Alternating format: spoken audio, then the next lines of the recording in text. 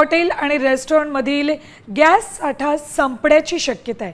जर ही परिस्थिती कायम राहिली तर उद्यापासून झोमॅटो आणि स्विगीवरून जेवण ऑर्डर करणं कठीण होऊ शकतं। ऑनलाईन डिलिव्हरी पूर्णपणे ठप्प होऊ शकते। अनेक हॉटेल मालकांनी आधीच मर्यादित मेनूसह काम करणं सुरू केलंय। झोमॅटो स्विगी डिलिव्हरी बंद होण्याची शक्यता आहे। जे झोमॅटो आणि स्विगीच्या भरोशावर राहत आहेत त्यांचे हाल होण्याची शक्यता आहे। तर झोमॅटो आणि स्विगी डिलिव्हरी बॉयजला सुद्धा या सगळ्याचा फटका बसणार आहे आणि या सगळ्याचा विचार करून आधीपासूनच काही हॉटेल चालकांनी यामध्ये मर्यादित फूड सर्व करायला सुरुवात केली। आपण अपडेट्स घेऊयात आमचे प्रतिनिधी शिवाजी शिंदे यांच्याकडून। शिवाजी, अनेक तरुण तरुणी असे आहेत की झोमॅटो आणि स्विगीच्या भरोशावर राहतात, मात्र त्यांचे सुद्धा आता हाल होणार आहेत।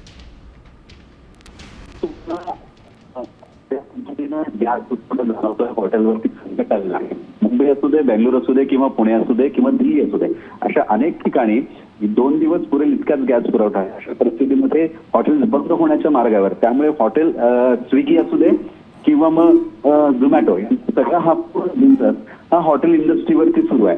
त्यामुळे उद्या अशी परिस्थिती येऊ शकते की उद्या स्विगी आणि झोमॅटोच्या मेनूमध्ये अनेक डिशेस गायब होऊ शकतात। याचा संपूर्ण परिणाम या कंपन्यांवरती बसू शकतो।